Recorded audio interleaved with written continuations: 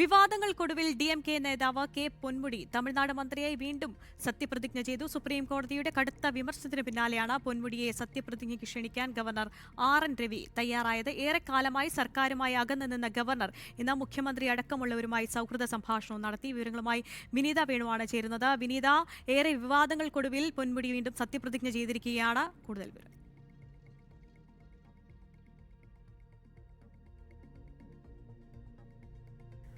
വിവാദങ്ങൾക്കൊടുവിൽ വൈകിട്ട് 3:30 പൊന്മുടി സത്യപ്രതിജ്ഞ ചെയ്തത്. ഉന്നത വിദ്യാഭ്യാസ വകുപ്പായിരിക്കും പൊന്മുടിക്ക് ലഭിക്കുക.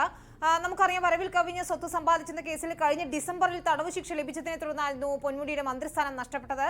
പൊന്മുടിക്കും ഭാര്യ വിശാലാക്ഷിക്കും മദ്രാസ് ഹൈക്കോടതി 3 വർഷം തടവും 50 ലക്ഷം രൂപ പിഴയുമാണ് വിധിച്ചിരുന്നത്. എന്നാൽ ശിക്ഷ സുപ്രീം കോടതി സ്റ്റേ ചെയ്തതിന് പിന്നാലെ തമിഴ്നാട് മുഖ്യമന്ത്രി MK സ്റ്റാലിൻ വീണ്ടും പൊന്മുടിയെ മന്ത്രിയാക്കാനായി ശുപാർശ ചെയ്തിരുന്നു. പക്ഷേ ഗവർണർ RN രവി ഇതിനെ എതിർത്ത് രംഗത്തെത്തിയതോടെയാണ് തമിഴ്നാട് സർക്കാർ കോടതിയെ സമീപിച്ചതും.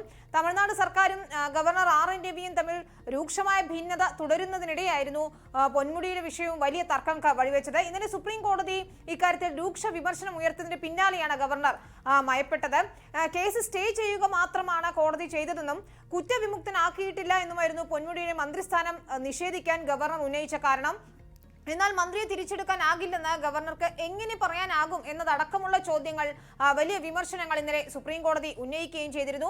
കോടതി സ്റ്റേ ചെയ്ത നടപടിയിൽ പിന്നീട് മറ്റൊന്ന് പറയാൻ ഗവർണർക്ക് എന്ത് അധികാരം എന്നായിരുന്നു ചീഫ് ജസ്റ്റിസ് DY ചന്ദ്രചൂഡ് അധ്യക്ഷനായ ബെഞ്ച് ചോദിച്ചത്.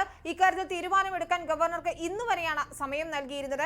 അങ്ങനെ സുപ്രീം കോടതിയുടെ വലിയ വിമർശനങ്ങൾക്ക് പിന്നാലെ നിലപാട് മാറ്റിയ ഗവർണർ പൊന്മുടിയെ സത്യപ്രതിജ്ഞയ്ക്ക് ക്ഷണിക്കുകയായിരുന്നു.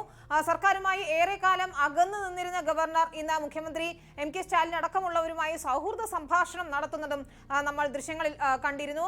അങ്ങനെ വലിയ വിമർശനം ഏറ്റുവാങ്ങിയതിന് പിന്നാലെ തമിഴ്നാട് സർക്കാരുമായി ഒരു സമവായത്തിലെത്തുന്നതിന് ഗവർണർ RN രവി തയ്യാറാവുകയായിരുന്നു. കോടതി കാരണം വിവാദങ്ങൾക്കൊടുവിൽ ഇപ്പോൾ DMK നേതാവ് കെ പൊന്മുടി തമിഴ്നാട് മന്ത്രിയെ വീണ്ടും സത്യപ്രതിജ്ഞ ചെയ്തിരിക്കുകയാണ്. വിനീത വേണുവാണ് വിവരങ്ങൾ നൽകിയത്.